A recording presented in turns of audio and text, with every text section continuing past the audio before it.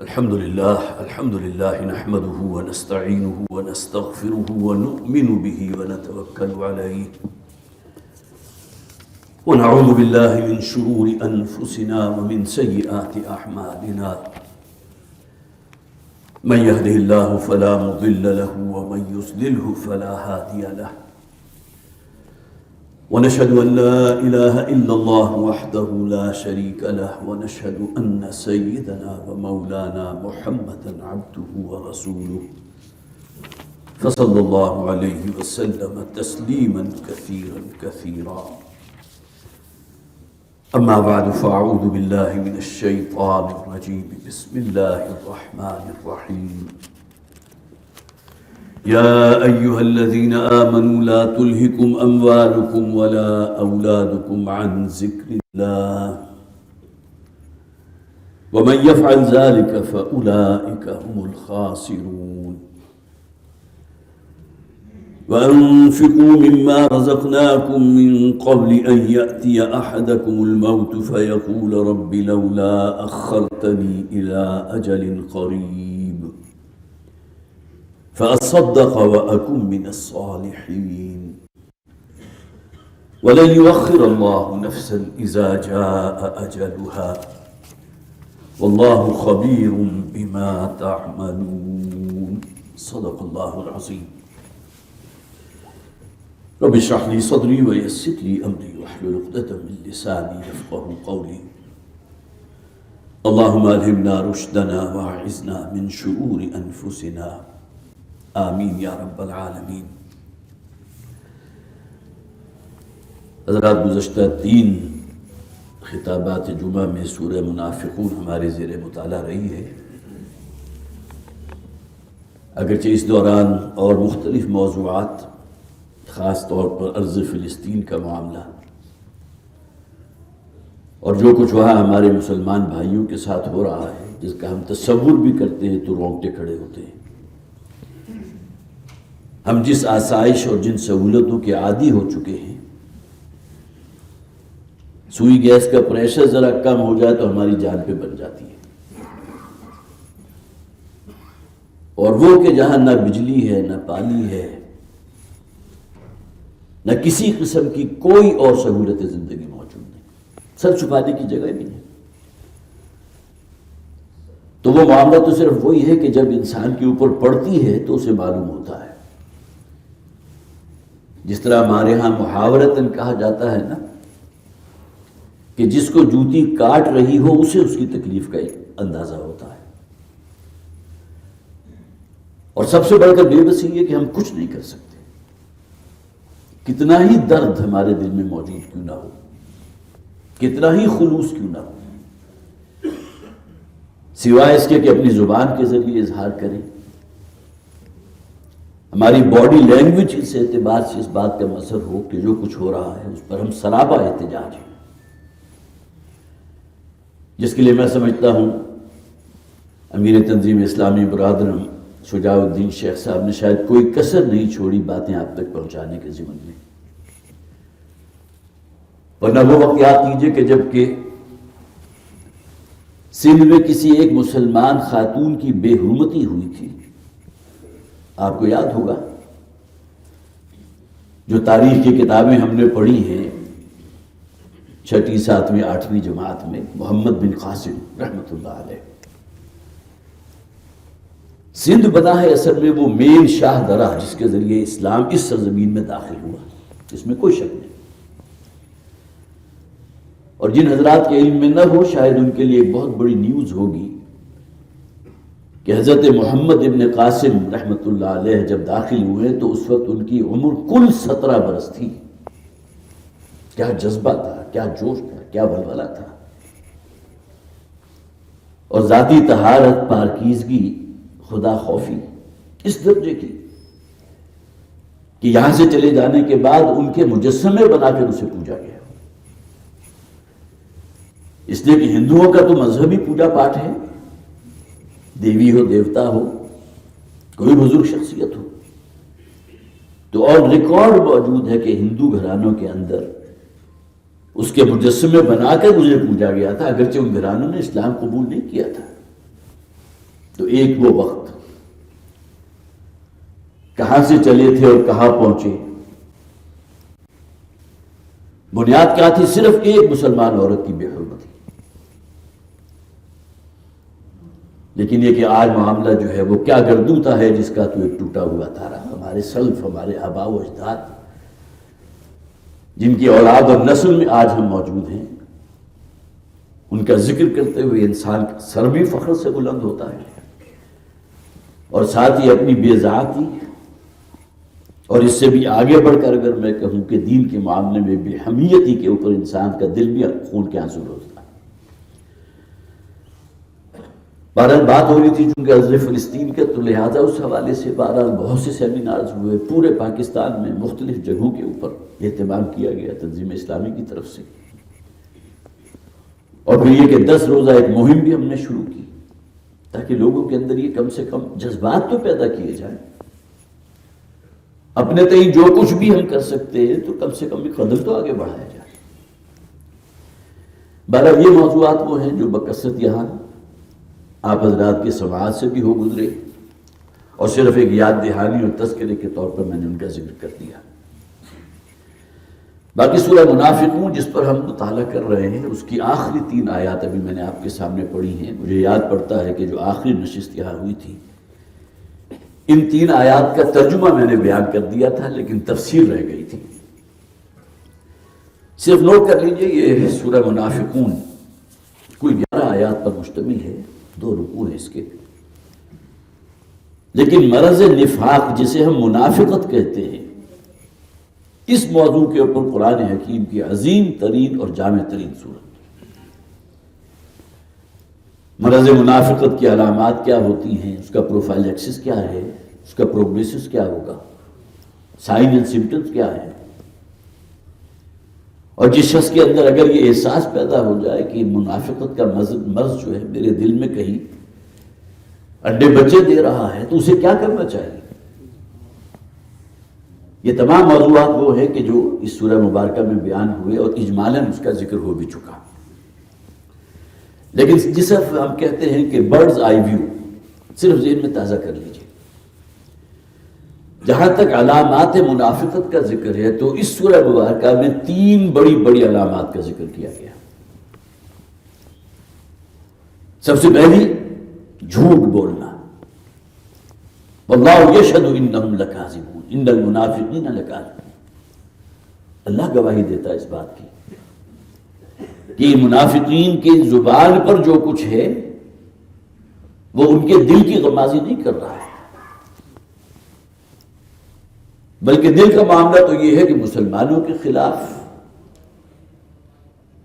اور سب سے بڑھ کر محمد رسول اللہ صلی اللہ علیہ وسلم کے خلاف ایک نفرت کا جذبہ، ایک ریپلشن کے جذبات ان کے اندر موجود ہیں.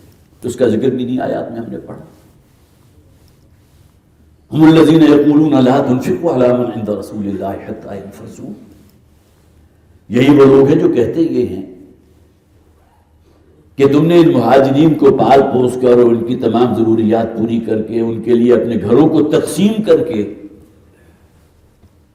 اور اپنی آمدنی میں ان کا ایک لائن شیئر دیتے ہوئے ان کی جو سرپرستی کی ہے، ذرا اپنا سرپرستی والا ہاتھ ذرا ان کے سر سے اٹھا دو، پھر دیکھو لنفضوا.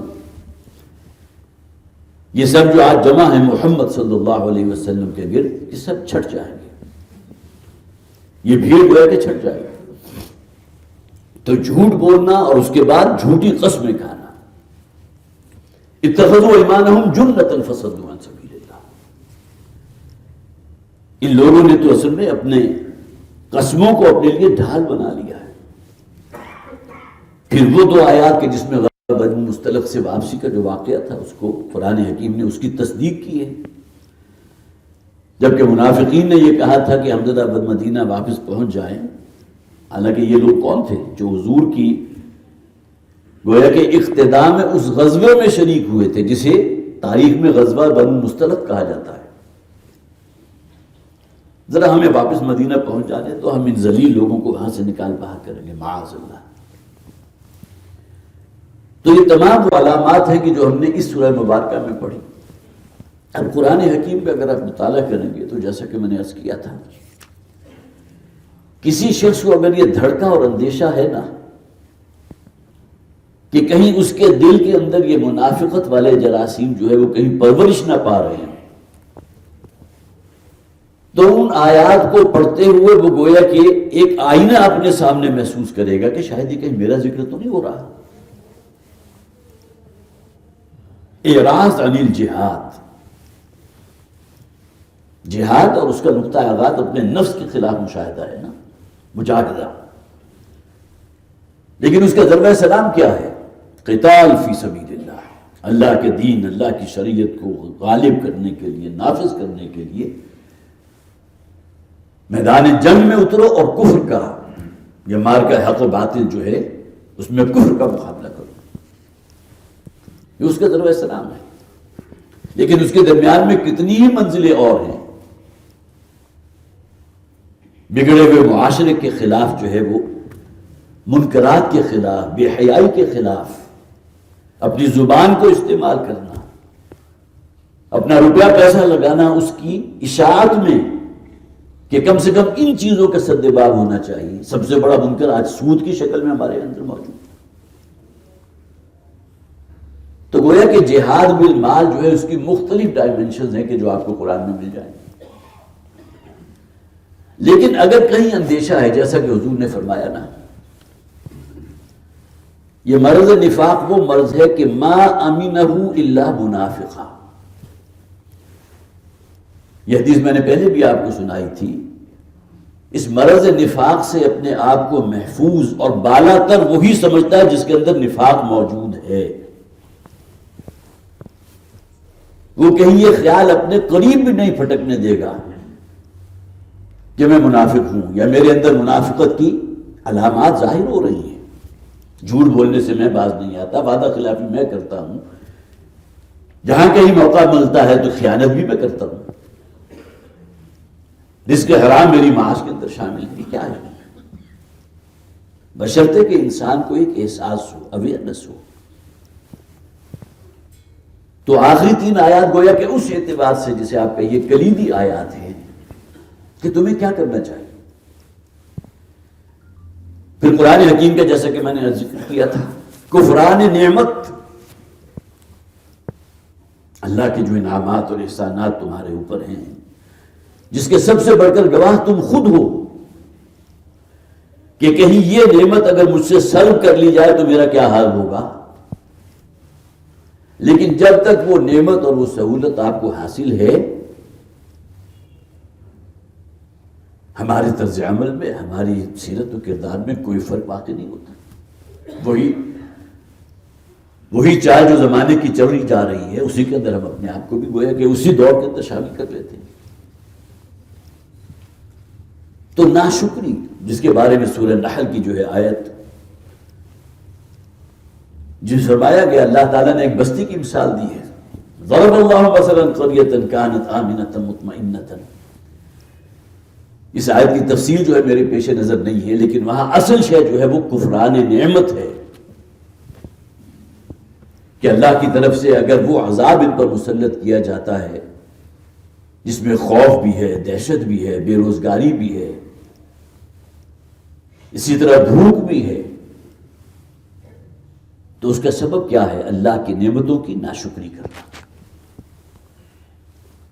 شکر گزاری یقیناً یہ ہوگی، اپنے آپ کو اللہ کی فرما برداری میں دے دینا، یہ سب سے بڑی شکر گزاری ہے۔ حضرت لقمان علیہ السلام کا قرآن میں ذکر کیا۔ حضرت لقمان اگرچہ وہ نبی یا رسول نہیں تھے، لیکن چونکہ حضرت کا لفظ ساتھ ایڈ ہو جاتا ہے، بہت ہی ایک اللہ والی شخصیت تھے، لیکن اس کے بارے میں اتفاق ہے، نہ نبی تھے نہ رسول تھے، لیکن ان کا ذکر ہوتا ہے سورہ لقمان کے دوسرے رکوع میں، وَلَقَدْ آتَيْنَا لُقْمَانَ الْحِكْمَةَ أَنِ اشْكُرْ لِلَّهِ۔ حکمت، دانائی، وزڈم، عقل و شعور کی پختگی،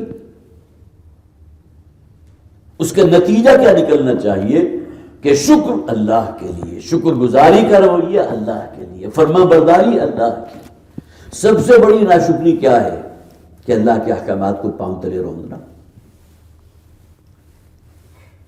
بڑی چھوٹی سی مثال میں نے پہلے بھی کبھی دی ہے کہ وہ شخص اپنے والد کے ساتھ بڑی دعویٰ کرتا ہے، بڑی محبت ہے مجھے ان سے، بڑا ادب اور احترام ہے، میں تو ان کا کوئی کہا ٹالتا نہیں ہوں، لیکن عملی زندگی میں اگر اس کا طرز عمل اس کے یکسر خلاف ہو تو کیا کہیں گے اس کے بارے میں؟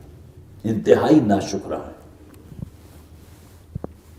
اللہ تعالیٰ نے اپنے حق کے بعد سب سے فائق ترین حق جو رکھا وہ والدین کا رکھا، انشکر لی ولوالدیک، شکر گزاری اختیار کرو اللہ کی بھی اور اپنے والدین کی۔ تو یہ سب سے بڑی ناشکری ہے۔ تو جس بستی کی اللہ تعالیٰ نے مثال دی ہے کہ اللہ تعالیٰ نے ان کے اوپر پھر عذاب کے طور پر خوف اور دہشت اور بھوک اور افلاس کو جو ہے ان کے اوپر سٹیمپ کر دیا، ان کے اس طرز عمل کی وجہ سے کہ انہوں نے ناشکری کی تھی اللہ کی۔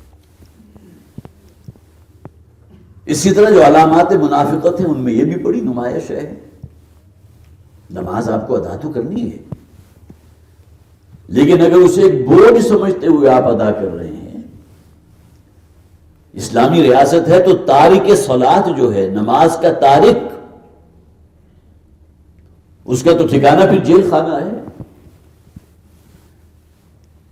بلکہ بعض ائمہ کے نزدیک تو اس میں اس حد تک وہ گئے ہیں، اگر وہ بار بار کی متنبہ کرنے کے باوجود باز نہیں آتا، نماز پر کاربند نہیں ہوتا، تو وہ سزا جو مرتد کی ہے وہ اس کی ہونی چاہیے۔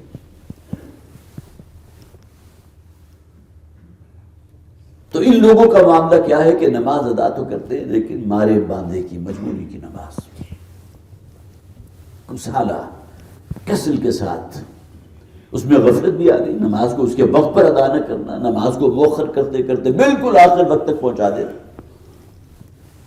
جو اکثر و بیشتر ہماری زندگیوں میں ہم شاید اپنے اوپر خود اس بات کی گواہی دیں گے کہ عصر کا وقت کب آیا اور کب نکل گیا، اور جب سورج جو ہے بالکل زرد پڑ گیا اور وہ ڈوبنے کے قریب ہوا تو نبی اکرم صلی اللہ علیہ وسلم نے فرمایا اب اس نے جو نماز ادا کی ہے وہ اصل میں مرغ کے ٹھونگے مارنے کے مترادف ہے، کہ قرع الدیگ کے الفاظ ہیں حدیث میں۔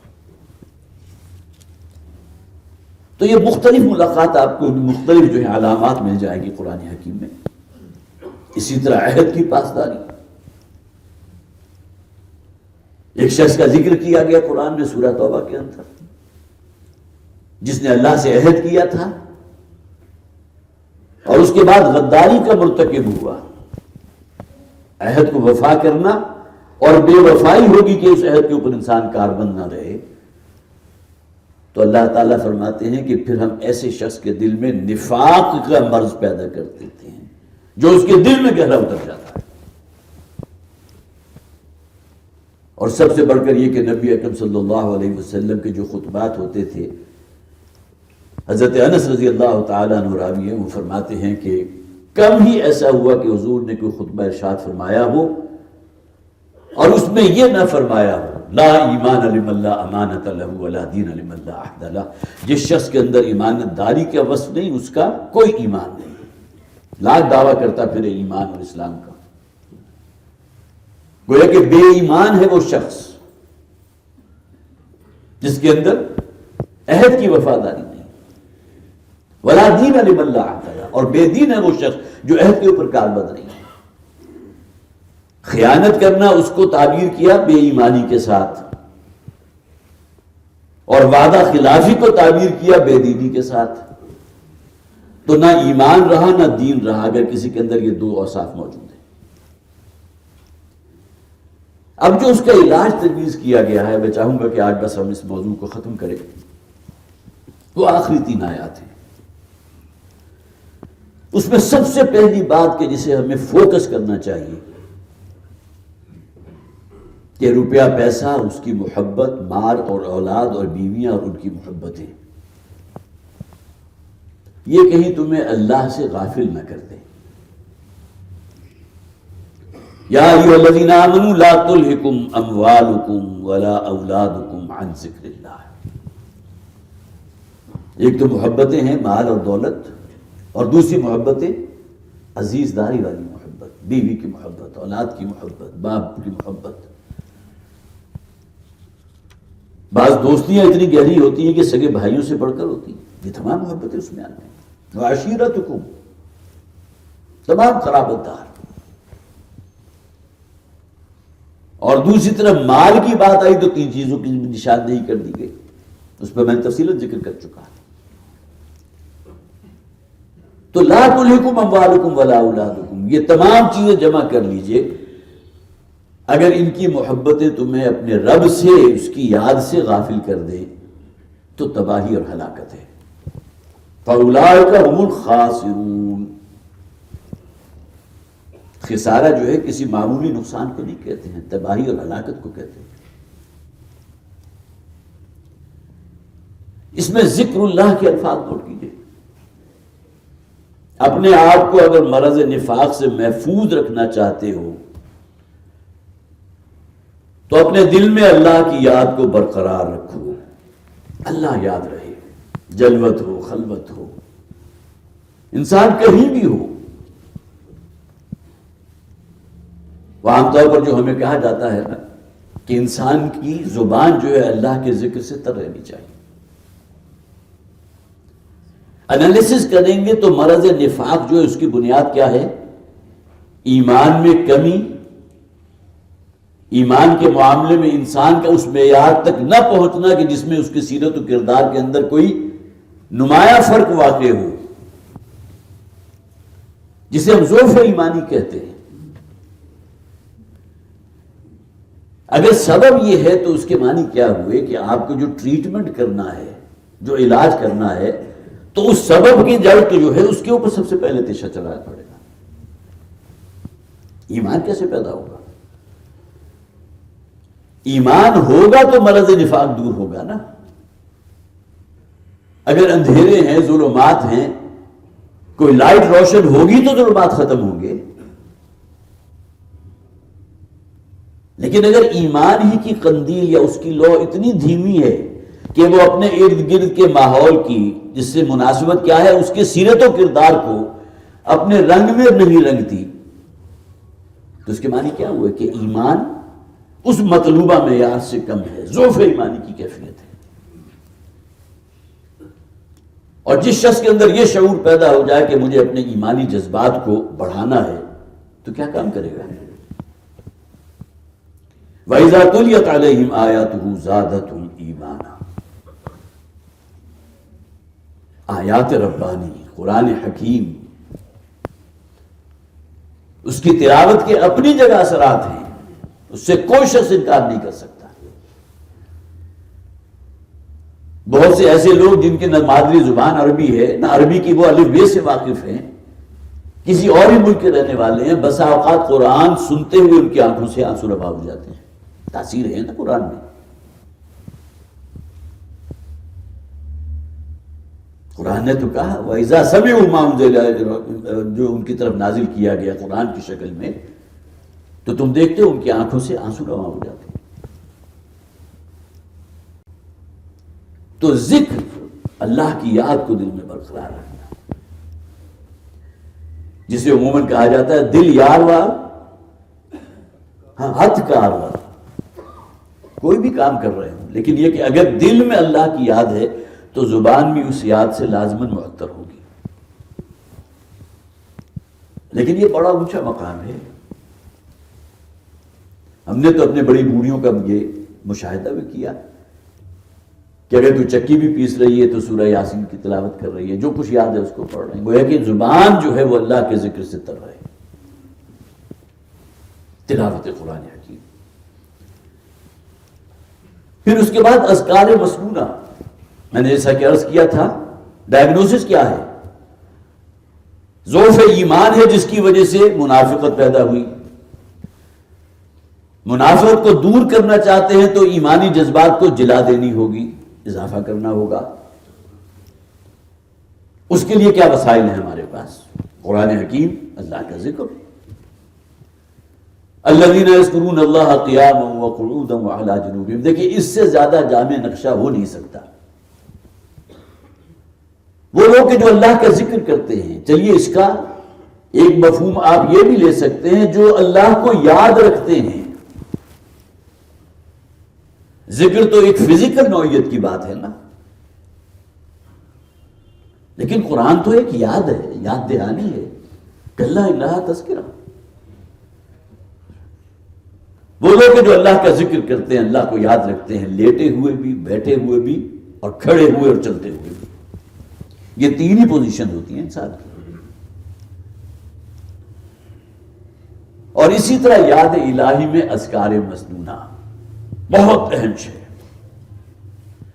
وہ ذکر جو نبی اکرم صلی اللہ علیہ وسلم سے معصور ہے، مسنون ہے، چلے آ رہے ہیں، صحیح ترین احادیث اس کی طرف اشارہ کرتی ہیں، ان کو اپنے معمولات زندگی میں شامل کرنا. اس ضمن میں ہم سے بڑی کوتاہی ہوتی ہے. حالانکہ واقعہ یہ ہے کہ ہماری زندگی کا کوئی بھی ایونٹ ایسا نہیں ہوتا کہ جس میں آپ کو سیرت مطہرہ سے کوئی نہ کوئی ذکر اور یاد دہانی نہ مل جائے. چھوٹی سی مثال ہے، رات سونے لگے ہیں تو ذکر ہے، اللہم باسمک اموت واحیا. شعور ہو گیا کہ ممکن ہے کہ میری یہ نیند جو ہے میری موت میں تبدیل ہو جائے، اور اب جو میں بیدار ہوں گا تو اپنی نیند سے بیدار نہیں ہوں گا. پھر یہ بیداری جو ہے وہ یوم حشر کی ہوگی. انسان اٹھتے ہی جو پہلا کام کرتا ہے بیت الخلا گیا، جاتے ہوئے دعا ہے اللہم انی اعوذ بک من الخبث والخبائث. ان دعاؤں کی جو فضیلت ہے وہ اپنی جگہ، لیکن دل میں تو اللہ یاد ہے نا. دل میں یاد اللہ اگر ہوگی تو دعا جو ہے زبان پر آئے گی. بیت الخلا سے فارغ ہو کر باہر نکلیں تو دعا ہے، کپڑے بدلنے لگے ہیں تو دعا ہے، گھر سے نکلنے لگے ہیں تو دعا ہے، مسجد میں داخل ہوئے ہیں تو دعا ہے، مسجد میں بیٹھے ہوئے تو ذکر ہے. ذکر کی اعلیٰ ترین شکل نماز تو ہے نا. مسجد سے نکلے ہیں تو دعا ہے، سواری پر بیٹھ رہے ہیں تو دعا ہے، سفر شروع ہوا تو دعا ہے. زندگی کا تو کوئی لمحہ ایسا نہیں کہ جہاں آپ کو سیرت محمدی صلی اللہ علیہ وسلم سے اپنے لیے رہنمائی نہ ملے. یہ تمام چیزیں اصل میں ذریعہ ہیں یاد الہی کا. لا تلہکم اموالکم ولا اولادکم عن ذکر اللہ.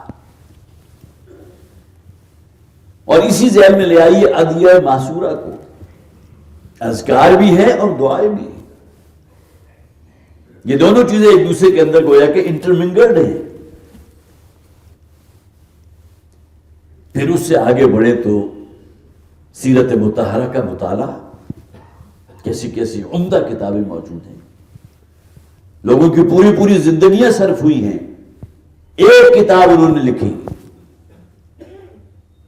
اگرچہ اور بھی بہت سی کتابیں سیرت کے اوپر ایسی کتابیں آپ کو مل جائیں. فوری طور پر میرے ذہن میں آیا مولانا نعیم صدیقی رحمۃ اللہ علیہ کی کتاب جو ہے محسن انسانیت، کیا خوبصورت کتاب ہے. الرحیق المختوم کیا خوبصورت کتاب ہے. مولانا شبلی نعمانی کی کتاب سیرت النبی کی. تو یہ مطالعہ بھی ہمارے ایمان میں اضافے کا سبب بنے گا، یقیناً بنے گا. آپ کی کیفیت ان کتابوں کا مطالعہ کرتے ہوئے جو آپ خود اپنی کیفیت کو محسوس کریں گے تو دل سے دعا نکلے گی اللہ کرے کہ یہ کیفیت برقرار رہے. یہ نہ ہو کہ کتاب بند کر کے رکھی اور اس کے بعد جو کچھ پڑھا تھا وہ کسی ایک ہی جسے آپ کہیے کہ کسی عمل میں ملوث ہونے کی وجہ سے سب ضائع ہو گیا. پھر سیرت صحابہ کا مطالعہ ہے. تو یہ جو آخری 3 آیات ہیں اس کے ضمن میں میں نے بہت ہی اختصار کے ساتھ جو باتیں آپ کے سامنے رکھی ہیں، اور ان سب سے بڑھ کر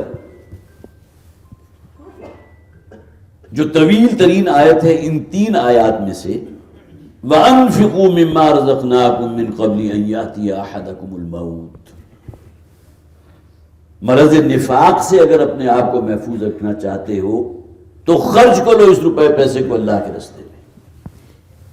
تیر بہادر نسخہ.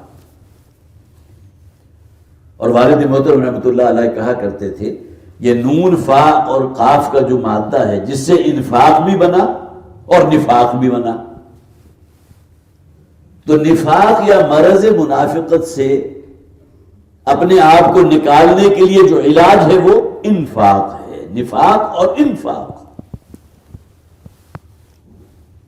وَأَنفِقُوا مِمَّا رَزَقْنَاكُم مِّن قَبْلِ أَن يَأْتِيَ أَحَدَكُمُ الْمَوْتُ فَيَقُولَ رَبِّ لَوْلَا أَخَّرْتَنِي إِلَىٰ أَجَلٍ قَرِيبٍ، ترجمہ ہم پڑھ چکے ہیں پچھلی مرتبہ۔ جو کچھ اللہ نے تمہیں دیا ہے نکالو اس میں سے، اگر انہی کے ساتھ تم چپک کر رہ گئے تو نتیجہ کیا نکلے گا؟ فَأُولَٰئِكَ هُمُ الْخَاسِرُونَ، پہلی آیت میں ہم پڑھ چکے۔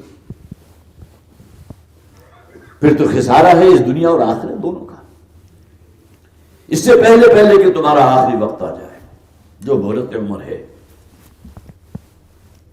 یہ شعور ہمارے اندر پیدا ہونا، کھتے بھر بھر کر اگر ہم نے رکھے ہوں اور بڑی امیدیں وابستہ کی ہوں کہ ہمارا مستقبل جو ہے بڑا روشن ہے، میری اولاد جو ہے وہ کہیں سے کہیں پہنچ جائے گی، اتنا کچھ میرے پاس سرمایہ جمع ہے، پلک جھپکنے کی دیر ہوتی ہے، سب کچھ ختم۔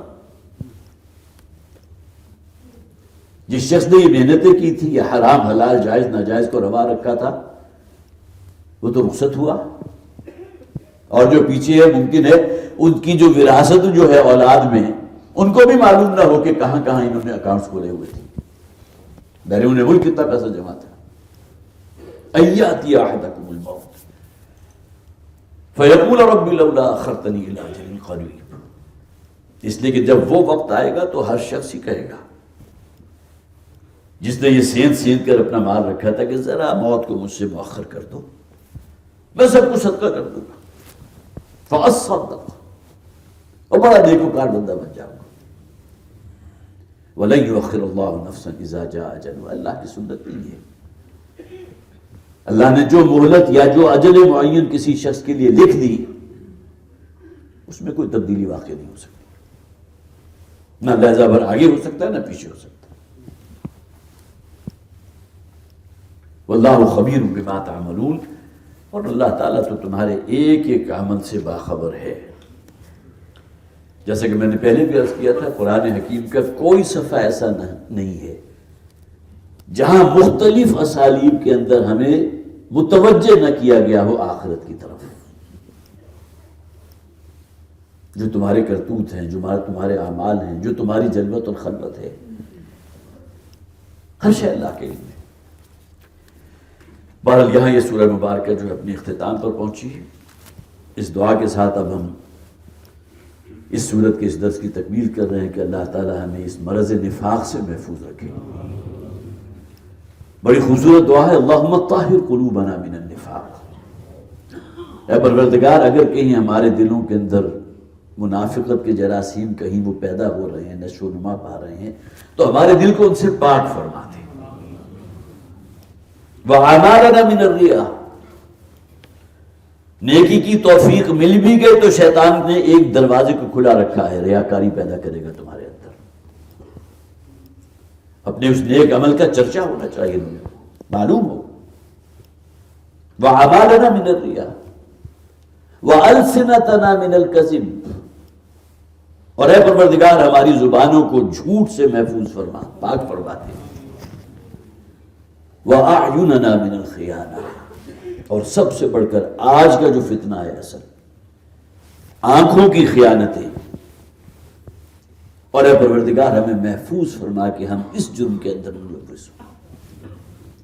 فَإِنَّكَ تَعْلَمُ خَائِنَةَ الْأَعْيُنِ وَمَا تُخْفِي الصُّدُورُ، اس لیے کہ تو سب جانتا ہے کہ ہماری آنکھوں نے کیا کیا خیانتیں کی تھی، ہر شے لکھی ہوئی موجود۔ تو اس دعا پر میں اس گفتگو کو ختم کرتا ہوں، جو ہم نے تقریباً آج شاید تیسرا ہمارا جمعہ ہے جس میں ہم نے اس بحث کو مکمل کیا۔